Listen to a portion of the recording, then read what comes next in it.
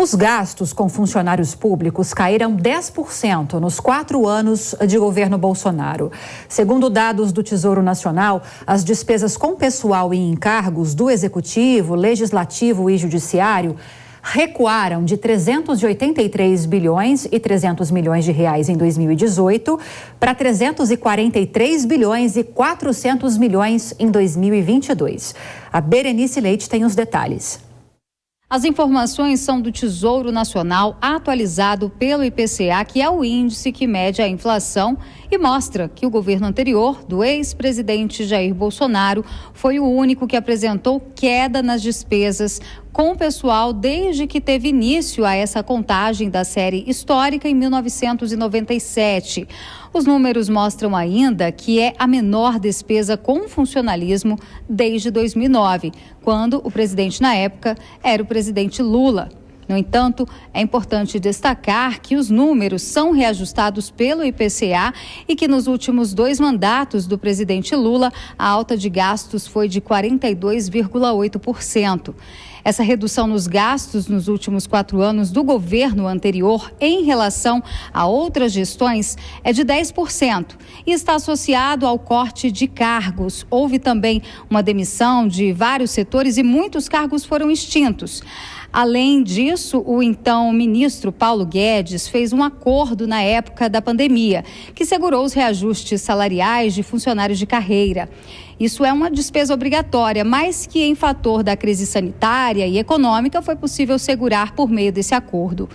No entanto, esses números não devem ficar assim por muito tempo. Isso porque o presidente Lula deve anunciar ainda neste mês de fevereiro um reajuste salarial para os funcionários do Executivo. E também aqui no Congresso, no final do ano passado, a gente lembra que os parlamentares aprovaram uma proposta de emenda à Constituição, autorizando o aumento salarial deles, dos deputados e senadores, também dos ministros do STF e do presidente da República. Além disso, aumento também para os funcionários do Legislativo.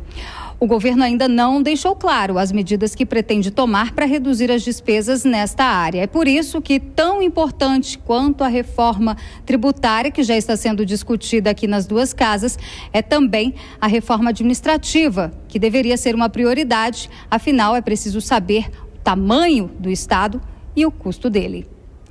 De Brasília, Berenice Leite. Deixa eu chamar mais uma vez, então, Cristiano Vilela. Cristiano Vilela, então esses gastos com funcionalismo público foram reduzidos em 10% nos últimos 4 anos durante o governo Jair Bolsonaro. A Berenice trouxe a informação que esses números podem mudar daqui a alguns meses, porque há já no radar do governo de Lula e do ministro do Trabalho, Luiz Marinho, de conceder um reajuste para servidores públicos e também reajustar o salário mínimo, já nos próximos meses isso. Como você vê essa movimentação e como você analisa esse corte de 10% nos gastos? O caminho ideal seria esse, cortar na carne do governo, reduzir os gastos públicos? Olha, Lívia, de fato existe essa tendência para que esse governo atual, o governo do presidente Lula, ele venha a inverter essa queda e fazer com que o aumento dos gastos com o salário do funcionalismo público, ele venha a aumentar. É um governo que tem uma política de valorização do servidor público.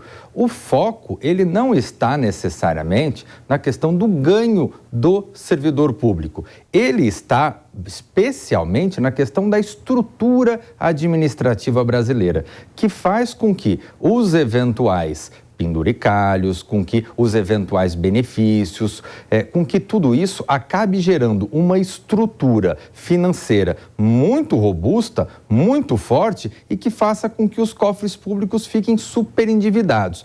Portanto, o caminho a se seguir é da realização de uma reforma administrativa no governo federal. No entanto, o presidente Lula e os nomes fortes da economia já deixaram bem claro que não é preocupação do atual governo seguir na trilha de uma reforma administrativa. O que é realmente uma pena, é ruim para o Brasil.